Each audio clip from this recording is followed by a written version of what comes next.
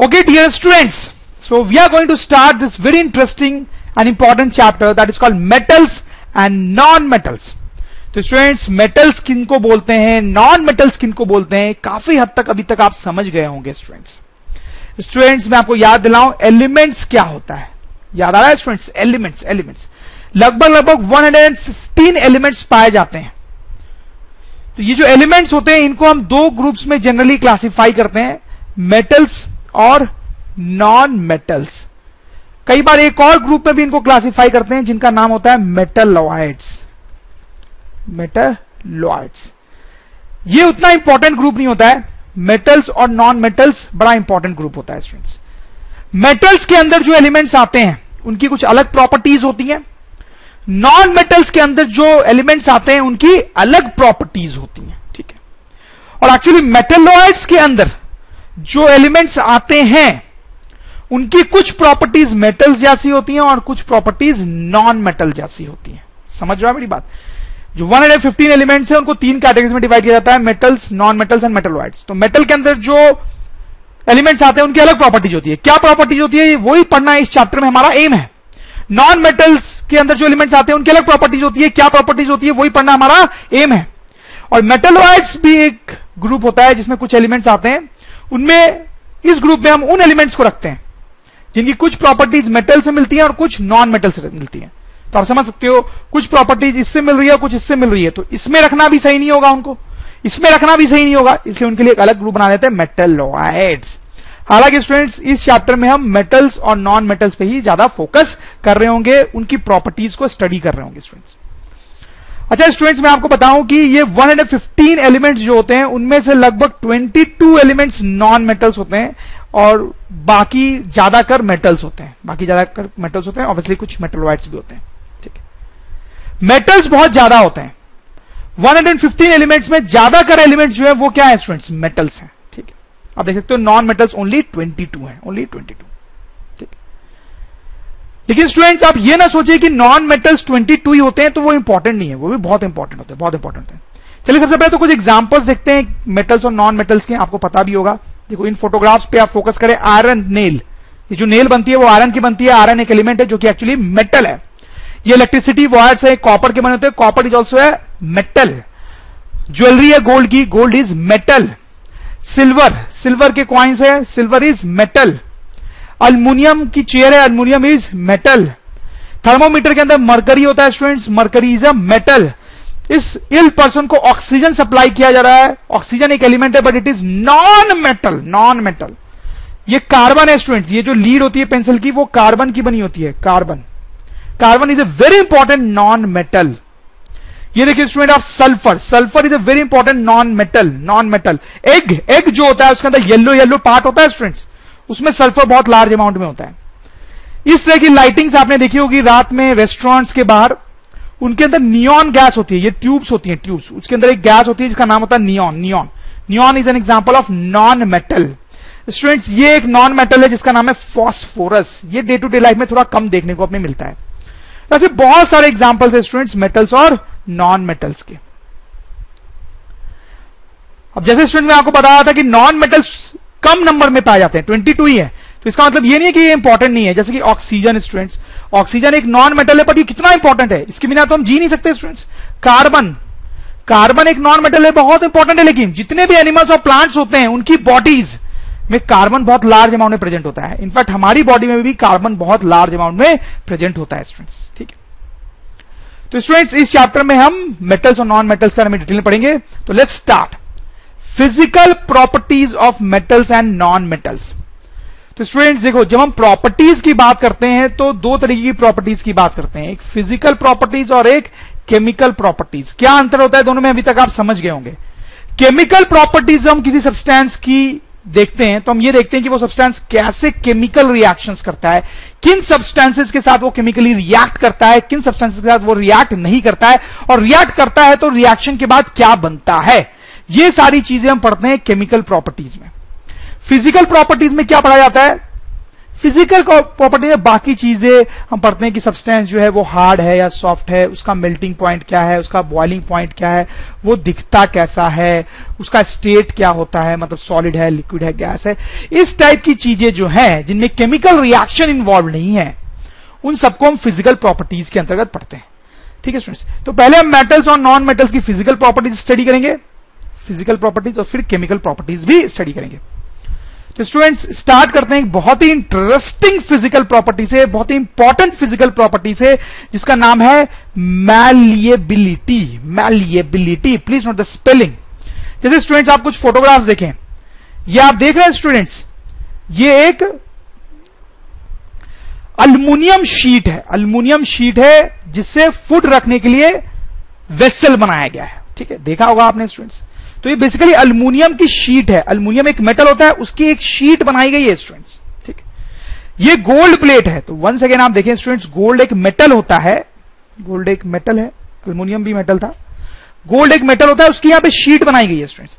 Iron भी एक metal होता है स्टूडेंट्स। आप देखें ये जो कंस्ट्रक्शन किया गया है, उसके ये जो रूफ है वो आयरन की शीट से बने, आयरन की शीट से बने। ये कॉपर की प्लेट है स्टूडेंट्स, कॉपर एक मेटल होता है, तो ये कॉपर की शीट बनाई गई है स्टूडेंट्स। ये तो बड़ा इंटरेस्टिंग एग्जांपल है स्टूडेंट्स। ये स्वीट्स हैं, आपने देखा होगा कई बार स्वीट्स के ऊपर ऐसे सिल्वर की पतली पतली सी शीट लगाई गई होती है। तो सिल्वर भी स्टूडेंट्स एक मेटल होता है, उसकी भी यहां पे पतली पतली शीट्स हैं।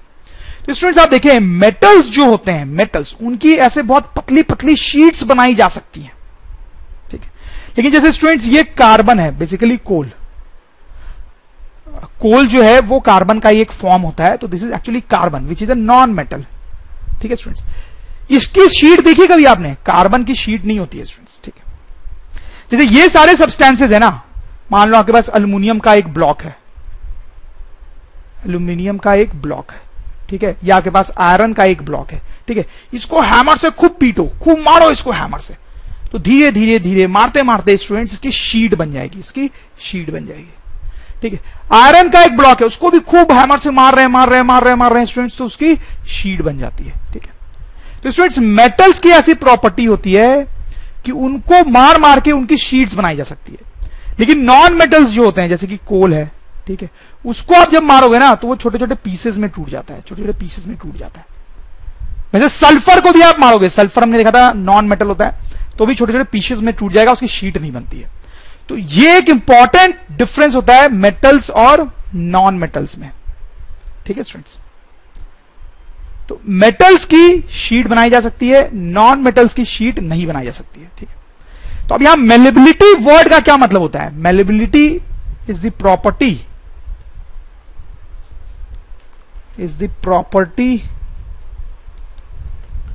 of a substance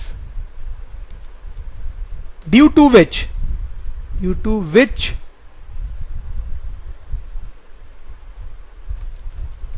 it can be beaten to make thin sheets। ठीक है स्टूडेंट्स, आप समझ गए होंगे मैलेबिलिटी प्रॉपर्टी का क्या मतलब है। तो स्टूडेंट्स हम मेटल्स के लिए क्या बोल सकते हैं कि मेटल्स के पास ये वाली प्रॉपर्टी होती है। तो स्टूडेंट्स हम बोल सकते हैं metals are malleable, metals are malleable and non metals को शीट्स में कन्वर्ट नहीं किया जा सकता, तो non metals are non malleable. ठीक है स्टूडेंट्स, तो बड़ी इंटरेस्टिंग प्रॉपर्टी होती है स्टूडेंट्स की मेटल्स को आप देख सकते हैं बहुत सारे एग्जांपल्स में कि उनकी पतली पतली शीट्स बनाई जा सकती है। इनफैक्ट आप यहां पे देखिए सिल्वर की तो कितनी कितनी पतली शीट बनाई गई है। ठीक है स्टूडेंट्स, तो मेटल्स की पतली शीट बनाई जा सकती है, इसलिए metals are malleable, non metals are non malleable.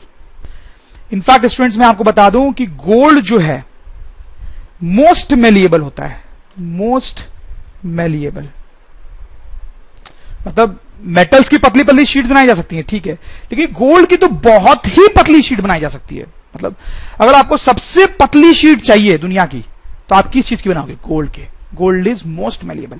फिर जो सिल्वर होता है वो भी काफी मेलिएबल होता है, गोल्ड से थोड़ा सा कम होता है, बट फिर भी बहुत ज्यादा मेलिएबल होता है स्टूडेंट्स। ठीक है, चलो स्टूडेंट्स, अब मेलिएबिलिटी से मिलती जुलती एक और प्रॉपर्टी हम देखेंगे जिसको बोलते हैं डक्टिलिटी। डक्टिलिटी, जैसे स्टूडेंट्स आप देखो ये गोल्ड की चेन है, वायर है, आप ऐसे सोचो वायर है, चेन है तो वायर ही है। ये आयरन का वायर है, ठीक है। यहां पर देखिए आप कॉपर के पतले पतले वायर्स हैं, तो ये सब फिर से मेटल्स हैं स्टूडेंट्स। आप देखें gold is a metal, iron is a metal, copper is a metal. तो स्टूडेंट्स क्या होता है, वंस अगेन मेटल्स के पतले पतले वायर्स बनाए जा सकते हैं, लेकिन नॉन मेटल्स के पतले पतले वायर्स हम बनाने की कोशिश करेंगे तो वो टूट जाते हैं, ठीक है। तो ये जो प्रॉपर्टी है पतले वायर्स बन जाने की, उसको बोलते हैं डक्टिलिटी। तो हम लिख सकते हैं ductility is the property of a substance by which it can be drawn into thin wires, in thin wires, ठीक है। जैसे मान लो ये आयरन है स्टूडेंट्स, ठीक है, तो इसको आप खींचोगे ना दोनों साइड से, दोनों साइड से खूब खींचोगे खूब खींचोगे खूब खींचोगे, तो धीरे धीरे उसके पतले वायर्स बन जाएंगे, पतले वायर्स बन जाएंगे, ठीक है, ठीक है स्टूडेंट्स। लेकिन जैसे मान लो कोल है, ठीक है स्टूडेंट्स, कोल, उसको अगर आप ज्यादा खींचोगे ना तो पतले वायर्स नहीं बनेंगे, बीच से टूट जाएगा, बीच से टूट जाएगा, टूट जाएगा, तो हम बोलेंगे कोल इज ब्रिटल, ठीक है स्टूडेंट्स। जैसे सल्फर है, तो सल्फर स्टूडेंट्स नॉन मेटल होता है, इसको ज्यादा खींचेंगे ना स्टूडेंट्स तो इसी कोई वायर वायर नहीं बनेगी, बीच से टूट जाएगा, तो हम बोलेंगे दिस इज ब्रिटल, ठीक है स्टूडेंट्स। अल्युमिनियम है, इसको बहुत खींचेंगे दोनों साइड से तो ये वायर में कन्वर्ट हो जाएगा, क्योंकि ये मेटल है स्टूडेंट्स, ठीक है। तो स्टूडेंट्स हम बोलेंगे मेटल्स आर डक्टाइल, डक्टाइल, ठीक है, and non metals are non ductile, are non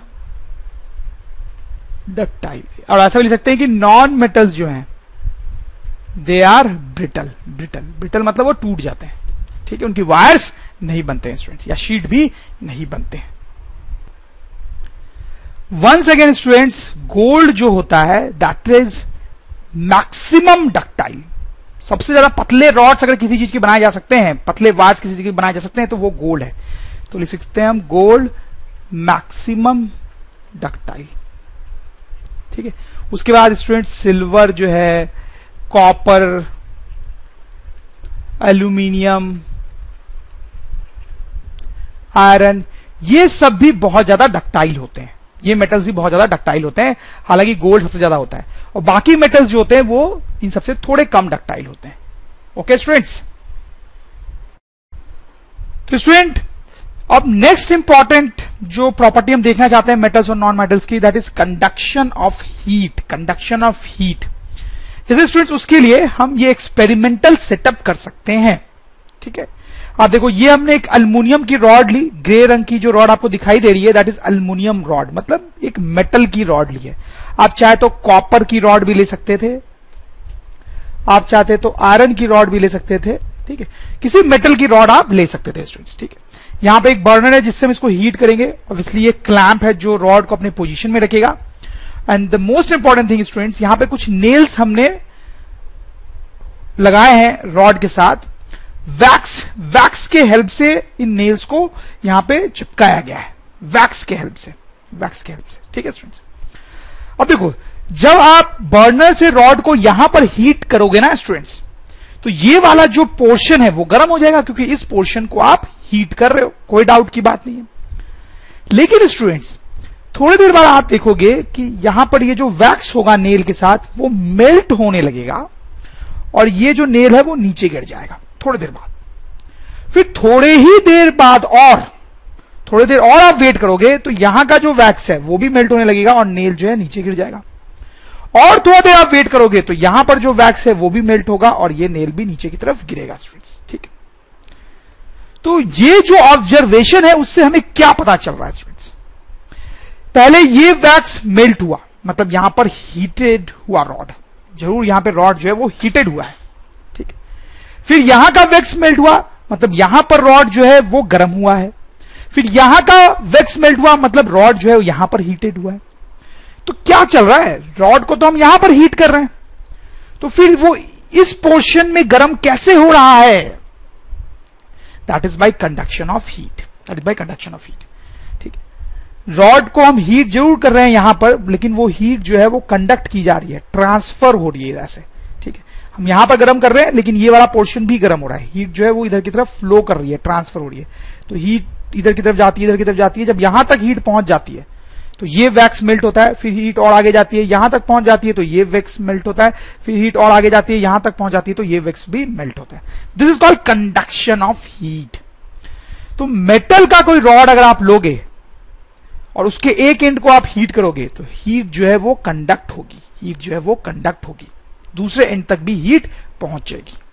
ठीक है स्टूडेंट्स, तो स्टूडेंट्स हम लिख सकते हैं metals are good conductors of heat, good conductors of heat, metals are good conductors of heat, but non metals are bad conductors of heat, bad conductors of heat.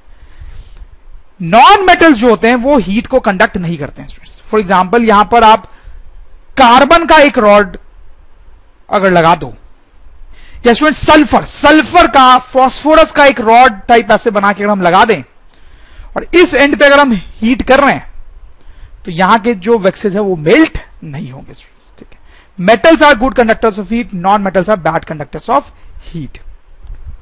जैसे उसका एक एप्लीकेशन मैं आपको बताऊं स्टूडेंट्स, यूटेंसिल्स जो होते हैं आपने देखोगे यूटेंसिल्स का ये जो बॉटम सरफेस होता है वो मेटल का बना होता है।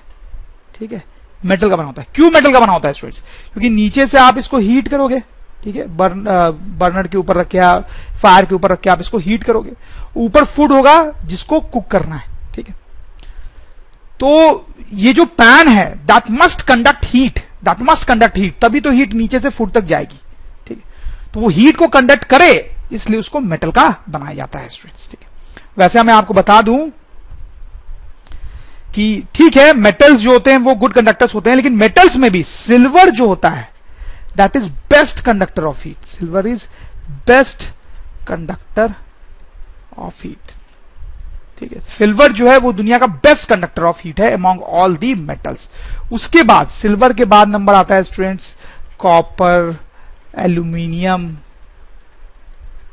आयरन, इन सब का। ठीक है, फिर बाकी मेटल्स जो होते हैं वो भी गुड कंडक्टर होते हैं। हालांकि स्टूडेंट्स लेड जो होता है, लेड इज अ मेटल, और मरकरी, ये दोनों भी मेटल्स ही हैं। ये दोनों अमॉन्ग ऑल द मेटल्स, जितने भी मेटल्स होते हैं उनमें ये दोनों जो है वो सबसे कम हीट कंडक्ट करते हैं। ठीक है, among all the metals silver सबसे ज्यादा हीट कंडक्ट करता है, और ये दोनों जो है वो लिस्ट हीट कंडक्ट करते हैं, लिस्ट। ठीक है, उसमें भी मरकरी जो है वो सबसे कम हीट कंडक्ट करता है। तो अगर आपसे पूछा जाए कि what is the best conductor of heat, तो आप बोलोगे सिल्वर। ठीक है, और आपसे पूछा जाए कि ऐसे मेटल का नाम बताओ जो लिस्ट कंडक्टर ऑफ हीट है, तो आप बोलोगे मरकरी। ठीक है स्टूडेंट्स, तो स्टूडेंट्स अब हम बात करेंगे कंडक्शन ऑफ इलेक्ट्रिसिटी की। तो स्टूडेंट्स हमने देखा था कि मेटल्स जो है वो हीट को कंडक्ट करते हैं, मेटल्स जो होते हैं वो इलेक्ट्रिसिटी को भी कंडक्ट करते हैं। स्टूडेंट्स हम लिख सकते हैं metals are good conductors of electricity, and non metals are bad conductors of electricity. अब हम चाहें तो नॉन मेटल्स को हम इंसुलेटर्स भी बोल सकते हैं, इंसुलेटर्स। ठीक है स्टूडेंट्स, जो भी चीज बैड कंडक्टर है इलेक्ट्रिसिटी का उसको हम इंसुलेटर बोल सकते हैं स्टूडेंट्स। तो हम एक्सपेरिमेंट भी एक कर सकते हैं ये टेस्ट करने के लिए कि कौन सी चीज जो है वो गुड कंडक्टर है और कौन सी चीज जो है वो बैड कंडक्टर है स्टूडेंट। तो उसके लिए आपको क्या करना है, इस तरह के आप एक्सपेरिमेंटल सेटअप कर सकते हो। एक बल्ब लो आप, ठीक है, ये एक बैटरी या सेल जो होती है मार्केट में मिलती है, जो हम टॉयज में, क्लॉक में उसमें लगाते हैं, वो बैटरी है, ये सेल है, और यहां पे ये दो क्लिप्स हैं स्टूडेंट्स। ठीक है, इन सबको हमने कनेक्ट कर रखा है कॉपर वायर से। ठीक है, कॉपर वायर से कनेक्ट कर रखा है। अब देखो ये दोनों क्लिप्स के बीच में हम कोई भी सब्सटेंस लगा सकते हैं जिसकी कंडक्टिविटी हमें टेस्ट करनी है स्टूडेंट्स। ठीक है, तो अगर आप कोई मेटल लगाओगे, जैसे स्टूडेंट्स आपने यहां कॉपर लगाया, या फिर आपने स्टूडेंट्स सिल्वर लगाया, या फिर स्टूडेंट्स आपने आयरन लगाया, या फिर स्टूडेंट्स आपने एल्यूमिनियम लगाया। ठीक है, तो ये कुछ मेटल्स हैं। तो ये मेटल्स अगर आप इन दो क्लिप्स के बीच में लगाओगे स्टूडेंट्स, तो आप देखोगे कि जो बल्ब है वो ग्लो करने लगेगा, बल्ब ग्लो करने लगेगा। इसका मतलब क्या है स्टूडेंट्स, कि ये जो सर्किट है उसमें इलेक्ट्रिसिटी का फ्लो हुआ है, इलेक्ट्रिसिटी का फ्लो हुआ है, मतलब ये जो कॉपर प्लेट है या जो सिल्वर प्लेट है उसने इलेक्ट्रिसिटी को कंडक्ट किया है। ठीक। और स्टूडेंट्स अगर आप कोई नॉन मेटल लगाओगे, जैसे कि स्टूडेंट्स यहां पे आपने सल्फर लगाया, सल्फर की एक प्लेट लगाई या फॉस्फोरस, तो आप देखोगे स्टूडेंट्स जो बल्ब है वो ग्लो नहीं कर रहा है। ग्लो क्यों नहीं कर रहा है? क्योंकि इनके थ्रू इलेक्ट्रिसिटी का फ्लो नहीं हो पा रहा है। स्टूडेंट्स आप समझ रहे हो मेरी बात? ठीक। फिर स्टूडेंट्स आपने देखा होगा कि इलेक्ट्रिसिटी की जो वायर्स होती हैं वो कॉपर की बनी होती हैं। ठीक है। क्यों कॉपर की बनी होती है स्टूडेंट्स? क्योंकि कॉपर जो है गुड कंडक्टर ऑफ इलेक्ट्रिसिटी है। ठीक है, तो वो इलेक्ट्रिसिटी को कंडक्ट कर पाएगा। और आपने ये भी ध्यान दिया होगा कि वो एक प्लास्टिक टाइप की सी कवरिंग होती है। ठीक है, वो पीवीसी की कवरिंग होती है, पीवीसी, जिसका फुल फॉर्म होता है polyvinyl chloride, polyvinyl CH, polyvinyl chloride. इसकी कोटिंग इसलिए करते हैं स्टूडेंट्स क्योंकि ये एक इंसुलेटर होता है, इंसुलेटर। ठीक है, वो एक इंसुलेटर होता है। ठीक है, तो वो इलेक्ट्रिसिटी को बाहर नहीं आने देता है, तो जब हम वायर को पकड़ेंगे तो हमें शॉक नहीं लगेगा। ठीक है, तो PVC is used to coat electric wires so that we do not get shock on touching the wires, on touching wires। ठीक है, ठीक है। अगर ये कोटिंग नहीं होगी तो हम टच करेंगे तो डायरेक्टली कॉपर वायर को टच कर रहे होंगे जिसमें इलेक्ट्रिसिटी फ्लो कर रही होगी, तो इसको जब हम टच करेंगे तो हमें शॉक लग जाएगा। लेकिन ये इंसुलेटर की एक लेयर लगा दी जाती है, अब हम टच करेंगे तो इसको टच करेंगे। ठीक है, ये तो अंदर होगा ना कॉपर, उसको तो टच कर नहीं पाएंगे, इसको टच करेंगे, तो ये क्योंकि इलेक्ट्रिसिटी कंडक्ट नहीं कर रहा है तो हमें शॉक नहीं लगेगा स्टूडेंट्स। ठीक है, चलो स्टूडेंट्स एक दो चीजें मैं आपको और बताता हूं कि हमने देखा है कि जो मेटल्स हैं वो गुड कंडक्टर होते हैं। मेटल्स में भी सिल्वर जो है वो बेस्ट कंडक्टर होता है इलेक्ट्रिसिटी का, best conductor of electricity. Silver जो है वो बेस्ट कंडक्टर है इलेक्ट्रिसिटी का। उसके बाद कॉपर जो है that is second best, second best. ठीक है, बाकी जितने मेटल्स हैं उनका नंबर उसके बाद ही आता है। तो स्टूडेंट्स आप यहां पे सोच सकते हो कि जो इलेक्ट्रिसिटी की वायर्स होती है जो हमने यहां पर देखी, फिर वो हम कॉपर की क्यों बनाते हैं, सिल्वर की क्यों नहीं बनाते हैं? जब silver best conductor of electricity है, सबसे अच्छे से वही इलेक्ट्रिसिटी को कंडक्ट करता है, तो घरों में जो इलेक्ट्रिसिटी वायर यूज होता है उसमें कॉपर क्यों यूज करते हैं, सिल्वर यूज क्यों नहीं करते? तो स्टूडेंट्स उसका रीजन ये है कि सिल्वर जो होता है बहुत महंगा होता है, वेरी कॉस्टली, वेरी कॉस्टली। ठीक है, सिल्वर की तो ज्वेलरी वगैरह बनती है, बहुत कॉस्टली होती है, इसलिए स्टूडेंट्स सिल्वर का यूज नहीं करते हैं इलेक्ट्रिसिटी के वायर्स को बनाने के लिए, कॉपर का यूज करते हैं। एक और इंटरेस्टिंग बात है स्टूडेंट्स, यहां पे हमने पढ़ा कि नॉन मेटल जो है वो बैड कंडक्टर ऑफ इलेक्ट्रिसिटी है, बट यहां पर एक एक्सेप्शन है स्टूडेंट्स, एक एक्सेप्शन है, ग्रेफाइट। ग्रेफाइट जो होता है स्टूडेंट्स ये कार्बन का एक फॉर्म है, फॉर्म ऑफ कार्बन, कार्बन का फॉर्म होता है। आपको पता होगा कि कार्बन के बहुत सारे फॉर्म्स होते हैं, जैसे कि कोल हो गया, डायमंड हो गया, ये सब आपने पढ़ा होगा प्रीवियस क्लासेस में, ग्रेफाइट हो गया, और भी कुछ फॉर्म्स होते हैं कार्बन के। तो कार्बन जो है कई रूप में पाया जाता है, तो कार्बन का ये जो रूप होता है ना ग्रेफाइट वाला, ठीक है, वो गुड कंडक्टर होता है इलेक्ट्रिसिटी का, गुड कंडक्टर होता है, in fact very good conductor of electricity. तो स्टूडेंट देखो हम पढ़ रहे थे कि नॉन मेटल जो है they are bad conductors of electricity, but there is exception, graphite which is a form of carbon which is actually a non metal.